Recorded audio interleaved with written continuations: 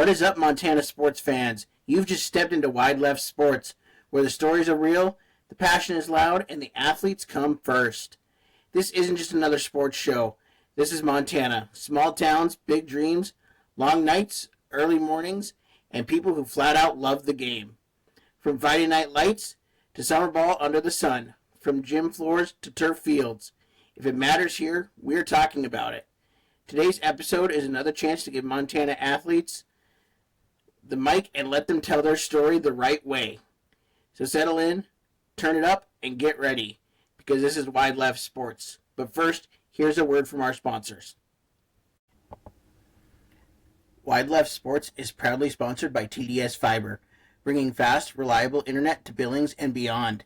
Whether you're streaming the big game, uploading content, or just trying to keep the whole house connected, TDS Fiber delivers the speed you need without the lag. Check availability in your neighborhood and make the switch today. TDS Fiber, internet built for real life. Wide Left Sports is proud to partner with Top Sandwich Company. Seriously, if you have not had Tops yet, you're missing out. Great sandwiches, awesome people, and one of the best spots to grab lunch in Billings. You can check them out at 4007 Avenue B, Unit 1, or 2206 Grant Road. Next time you're hungry, stop by Top Sandwich Company and tell them you heard about them on Wide Left Sports. Wide Left Sports is proud to partner with the Montana Pro Football Hall of Fame. Join them June 26th and 27th in Billings for a weekend celebrating Montana football history and the legends who helped build it. Friday, June 26th, kicks off with the golf tournament at Pryor Creek. Check-in starts at 8 a.m. with a 9 a.m. shotgun start. Then on Saturday, June 27th, head to the Billings Hotel and Convention Center for the inductee banquet. Doors open at 5 p.m. with the banquet starting at 6. Enjoy dinner, football highlights, incredible stories from past and present inductees, plus a live auction featuring autographed footballs. For more information, contact Lynn Greenberg at 406-281-2851 and come be a part of an awesome weekend celebrating Montana football. Hello, welcome to Wide Left Sports. Today I am joined by, I'm just going to say Skyview athlete because she's played soccer, basketball, and softball, Kenna Pfeifle. Kenna, how are you doing today? I'm good. How are you? I am doing really good, really good. So I guess my first question for you, Kenna, is being a three-sport athlete, you have to have kind of a competitive side to you. So what gave you that competitive edge all the way growing up throughout high school? Yeah, I competed a lot in travel sports when I was young, and just the adrenaline of winning games, playing with teammates, really brought that into high school. Came with me in high school, and I've always been one to compete, whether it's academically or if it's on the field. So just bringing that to high school was easy. That's so awesome. So talk to me a little bit about each sport, and what they kind of bring to each other and how they're really, I know they're different, but how they're kind of cohesively and help the other out. Yeah, so soccer to me is a really fast paced game, which you just have to be really conditioned for. So that was easy transferring into basketball, which then I just kind of like, since it's the next season to the next season, I was in shape pretty well for basketball, which is even faster paced. Because at least with soccer, you have some time to catch your breath when the ball's on the other side of the field. But in basketball, you're just constantly running up and down, up and down. And then with softball, I feel like when I was young, I used to play goalie for soccer. And so I've taken my diving abilities into softball, where now I play shortstop. So I love, my favorite play is diving for the ball. And even if I don't make a play, just seeing the ball in your mitt after you dove, it's such a great feeling. I love that. I love that. So with that, I mean, I know the seasons and I know when they run in the school calendar. How do you juggle all of that? Because you are literally going from beginning of school to end of school in sports. Yeah, it's a lot. And I'm also part of let's see, six other extracurriculars in my school. And so it's stressful at times, but you just have to organize and plan around stuff. I always prioritize my sports though, because that's my commitment I made. But in the end, you're a student athlete, so you got to focus on your grades too. So I'm big in the classroom, but manage one thing at a time. So I just school, practice, homework, school, practice, homework. That's awesome. And then I know on top of that, there's lifting schedules for you guys. There's practice on top of lifting. And then, of course, you have the schoolwork and you have games and everything and travel. And so, what is kind of like your in season um, practice slash lifting regiment like? And then, what is that like when you transition to? I know you don't really have an off season with the other sports, but your off season. Yeah. Um, Well, with like soccer, we started off with summer stuff. So we had early morning stuff, and then we would lift, and then I'd have basketball stuff. So I'd go in and I'd shoot some hoops, whatnot, get some shots and ball handling in. And then I would go to work. Was on a travel softball team. So after that practice, I'd go to another practice in the summer. So I just have three practices in a row, which is manageable. And then in season, you're right, there isn't really an off season. So I pride myself on focusing at one thing at a time because I feel like it's not right to commit to a sport but not put all my effort into that. So when I'm in soccer season, I try to be in soccer season. But with lifting and stuff, I feel like I'm still working on my other sports in a way. That's awesome. So, talk to me a little bit. I've gotten to really enjoy the Skyview culture over the last few years of doing this podcast and getting to talk to athletes like yourself from the Skyview community. And but what is it like for you to really have been so ingrained in that, being a three-sport athlete up there at Skyview? It was great. Honestly, that's where all my friends come from. So each season I'll have a new friend or more. That group of people are my like best friends for that season. And I think each sport brings its own culture. And basketball was really good when I did have my seizure. It was crazy how much support I felt I had.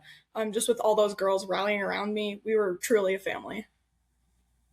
Oh, that's so amazing. And so I do want to touch on that a little bit because I know that that was in the article that you just did. And I can only imagine how um, hard it is to juggle an illness while doing all of the things you're doing. And so, how amazing is it to have the support of your teammates with that if something does happen, and just knowing that you have that support um, no matter what?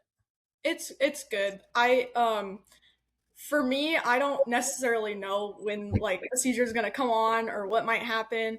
And when I do have them, I black out. So honestly, it's worse for them, but it's good for them to know because if something does happen, at least they're somewhat prepared. But I also know that I'm in good hands if something does happen, so I don't get any head injuries or anything like that. So it's comforting to know that they're there for me. That's awesome. I mean, you guys are high schoolers, and for them to be so in tune to you and care about you, and that's just awesome. I think that's great. So, my next question for you, Kenna, is about those trips and about the times you've spent with your teammates.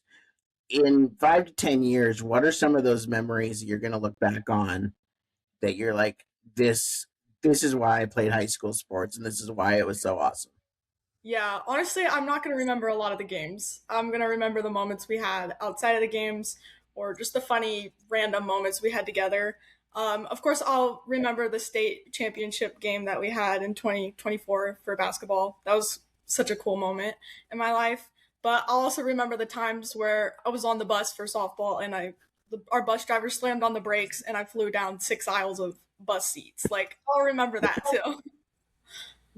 Oh, that's awesome. So, with Montana being such of a large state, and obviously you guys spent a bunch of time in the buses, especially those drives up to Kalispell. What are some of your favorite places that you've gotten to play in Montana for any of the sports? Yeah, I think for basketball is probably the most memorable because we get the moments where we get to play in the college stadiums. So those two playing in like the Cats and the Grizz, their stadiums were our coolest moments. Um, I didn't get the opportunity to play on the Grizz softball field because we had like some weather come up for our state softball a couple years ago, and so we ended up moving to like Helena, I think it was. So I didn't get that experience, but it was definitely the college experiences were cool. That's awesome. And so, what is that like? You're a high schooler and you're going into U of M or MSU's, you know, audit or not auditorium, but their gym, and getting to play on that court with people that you've looked up to. What is that like for you as an athlete? Yeah, it's pretty surreal. I mean, you look up and there's just seats filled, but there's still even more seats. So I could hardly imagine how college athletes feel when they're playing in there. And just the bright lights on you is such like a crazy feeling. It all just kind of sinks in. Like this is what all the work I put in for when I was little. This is where it's gotten me. For sure. So now, you mentioned that you played travel ball, Mhm. and that's a huge proponent in any sport to get you to that next level. And so, what was kind of your journey with that, and what teams did you play for, and just what was that like for you? Yeah, when I was little, I played for this soccer. I played mostly soccer travel sports. So I played for Edge, and then it turned into Real. So I played for Real Billings for quite a while. Under he started the Real business, so I played for him, Martin Smith, and that was really cool. I played for a long time until I started high school, and I had other commitments, so I didn't want to like be part of one team and part of another, and it was just a lot to handle. And then for basketball, I played for my mom. She coached me. She was a really good player at MCB. She's in the Hall of Fame there, and so she coached our team. So we played. I played that for a couple of years, and then I played travel ball for the Billings Bolts um, for only 1 year. But I haven't been playing for very long, so that was a pretty cool experience. I definitely learned a lot from that team. I learned that the game's more than just winning, but just having fun with the people around you. That's awesome. And one of the really cool things that I have loved getting to, talk about, I'm going to say AAU. I know that's a basketball term, but that's basically what it is. Um, for these high school athletes is you guys get to go and compete against not only Montana athletes but athletes across the country. And so, how cool is that for you guys and for you especially to get to do that and put Montana on the map a little bit of hey, we're good athletes out here. We're tough and we're able to compete.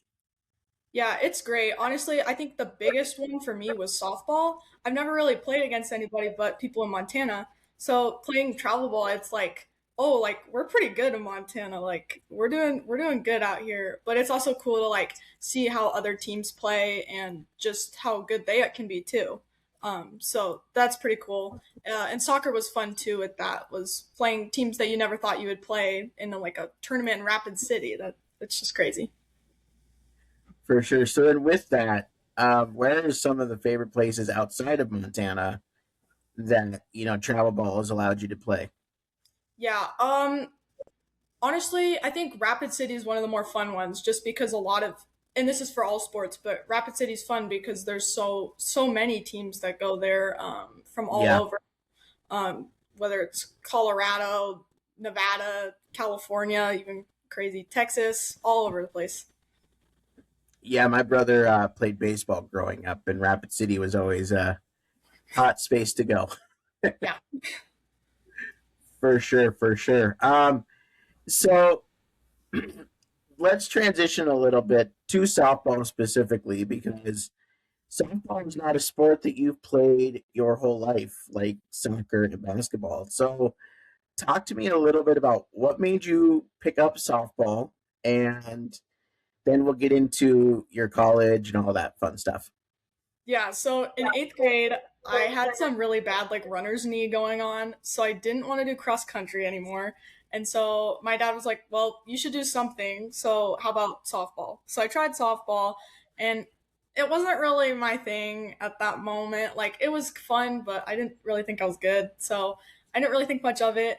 And then the Skyview softball coach came up to me my freshman year in the halls in the fall and was like, "Hey, I really think you should try out for softball. Why don't you come to an open hitting session and just see if you like it?"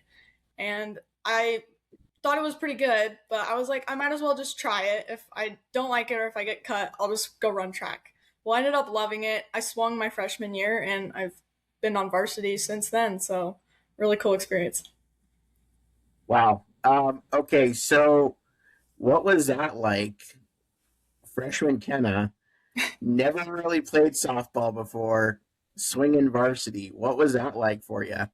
Yeah, it was crazy. I was picking up the game as I was going, but I was mainly used on varsity to run. And then one game I was thrown in at second base because one of our players had like a injury scare, and it kind of sunk in there. I was like, "Whoa, what am I doing on the field right now? Like this is pretty crazy." And at that point, I realized kind of like my potential I did have. Like I can be pretty good at this sport if I put some time into it. Oh, that's awesome. So then, talk to me about what that time has been like. Mad dashing in 3.5 years of becoming a well enough or good enough, excuse me, not well enough, student athlete in softball to where you now have a college offer for softball. Yeah. It's been a lot. I've worked with a lot of the Skyview coaching staff, whether it's in season or out of season. They're all really good about helping whenever you need help and uh, whatever time that takes. It was also really nice working with another travel ball team because I got another perspective of coaching. It's just it was a new part of a game to learn, but at the same time, I felt like my other sports translated really well into that, like with reaction speed, being a goalie. I felt like I was ready for any ball to come at me, and you want the ball to come at you because I mean, in the game of soccer, if you're a goalie and the ball never comes to you, well, that game's kind of boring. So it's the same way with softball. I was like, well, this is fun. Like just waiting for a ball to come to me. The hard part was hitting for me was learning how to do that because I do hit lefty, but I throw righty. So it was kind of weird. I had to learn how to slap, but I also contact hit too.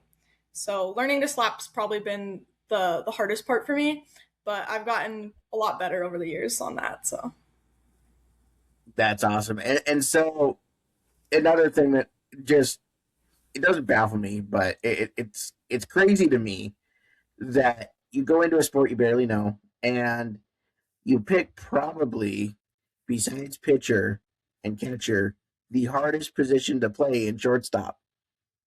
And so, what has that been like for you to, again, kind of have that mad dash crash course in one of the toughest positions in softball? yeah, I mean, it was a good position to be thrown into because I feel like since it is like one of the harder positions and it's one of the ones you have to be a little more athletic to play, I feel like it sets me up pretty well for any other position that I might have to play in the future. It's a fun position to play. I mean, you got to be ready for the ball at any time, no matter where it's going to be at. And then even for travel ball, I got moved to some other positions and got to see their perspective. I got put in left field once, and I was like, "Whoa, this is totally different. What am I doing out here?" But it definitely makes me appreciate shortstops when I see them play. For sure, for sure. So now let's talk about Jamestown and what ultimately made you commit there and what your recruitment process was like as a whole. For your other sports as well, was there a whole lot of traction in those sports, or did you really want to focus on softball at the next level? Yeah, I was a little burnt out of soccer, to be honest. I've been playing it for so long, and I did break my leg my sophomore year, no, junior year. Sorry, my junior year, I broke my leg.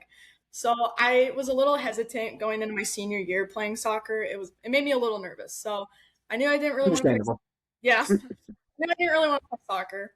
I was definitely torn between softball and basketball, but I had played basketball for quite a bit, and I kind of reached not my potential, but I knew kind of where I was as a player, especially with my height being 5'2", that I had a lot more potential, and I think I would have more fun playing softball. So I kind of decided on softball, and My recruitment process was honestly pretty easy. I did it all on my own, and I talked with my coach too. And so we worked on it together. And I just reached out to universities that I was a little bit interested in, or I did a lot of research on Jamestown though, because I knew some athletes that went to my school that went there and just really loved the campus and everything that they had. And I had done some research on the Jamestown program, and they were really successful in softball. And at first they were NAIA, but they had been so good that they got moved up to Division Two. Yep. And so I emailed the coach and I sent him all my information about my stats, my height, my GPA, all this stuff. And I just said, "Here's my film. Let me know like if you're interested." And right away, he said he was interested and wanted to give me an offer. And I honestly, that was my first offer, and I took it right away because I was really into that program. And their academics are great too. Oh, that's so awesome. So I have to hear because most of the recruiting processes that I've heard are not usually that easy. They're a little easy, but not that easy. So, what really made you just fall in love with Jamestown right away and made you know that, like, yeah, this is going to be my home for the next 4 or 5 years? I think first off was honestly the coach. He's a really cool dude. He's like super funny. He's kind of like reminds me of my high school coach, so I think I'll adapt pretty well to that. And on top of that is the facilities. They are super nice. I mean, we have a bubble up there, so we'll get to play indoors. Yeah, and their weight room's super nice. They have a hockey rink there. The campus is super tight knit. There's like 1,800 kids there. The classroom size is like on average, like I think it said 18 to 20 kids. So like I know I'll have like kind of a one-on-one with my professor like time if I need to. So I'm really looking forward to that part. Yeah.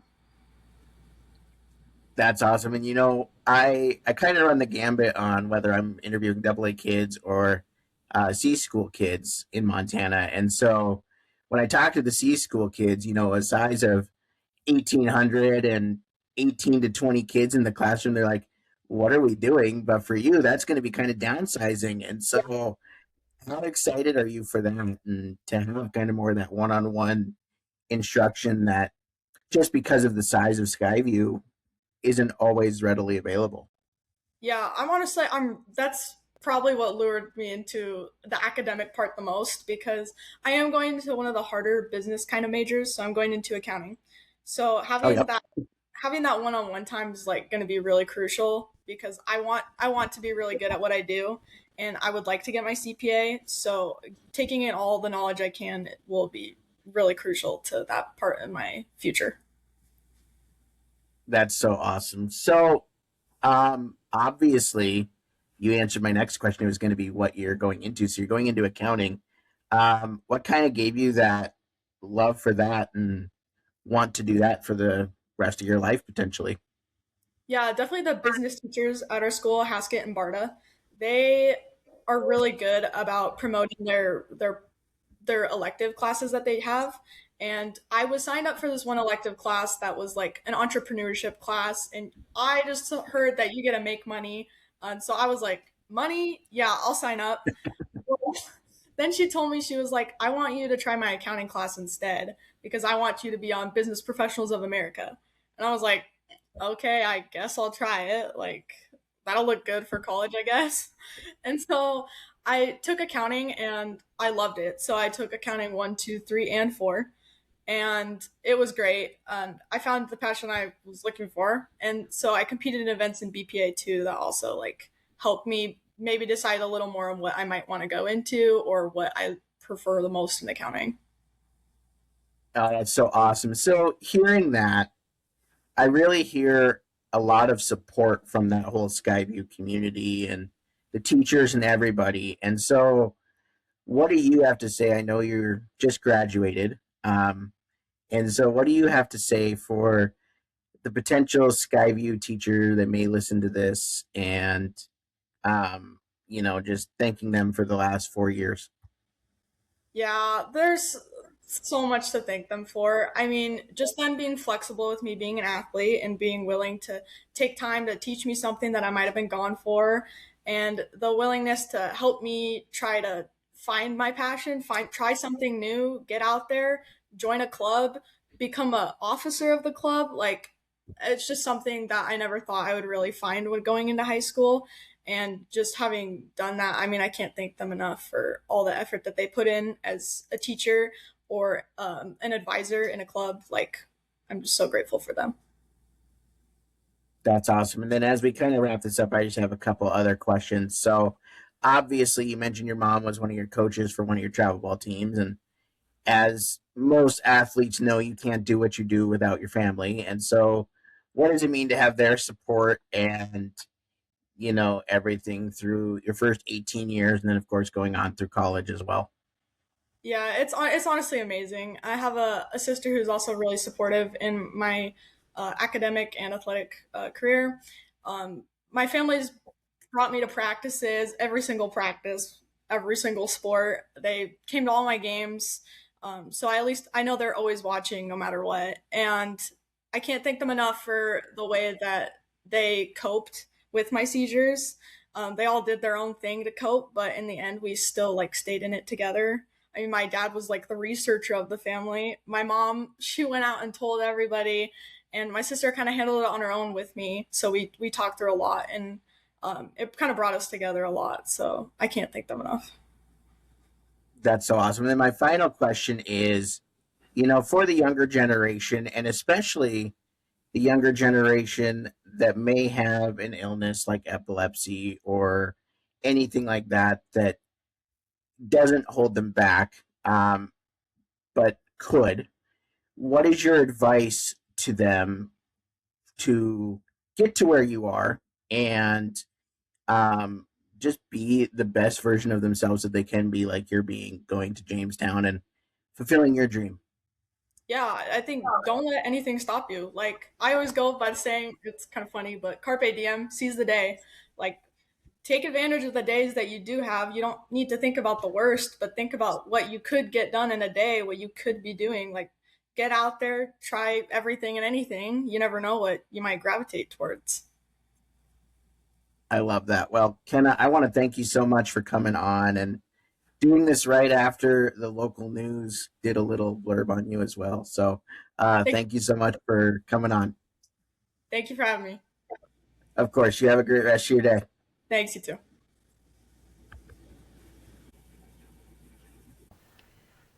All right, that's going to do it for this episode of Wide Left Sports. If you liked what you heard, hit that subscribe button, share it with a friend, and keep spreading the word, because this platform grows when Montana sports fans show up for other Montana athletes. These stories matter, the work matters, and the passion around sports in this state is something truly special. Huge thank you to our sponsors for helping us make this possible, and thank you for listening, supporting, and riding with us. We've got more conversations coming, more athletes to highlight, and more Montana stories to tell. Until next time, keep supporting local sports, keep cheering loud, and keep it right here with Wide Left Sports.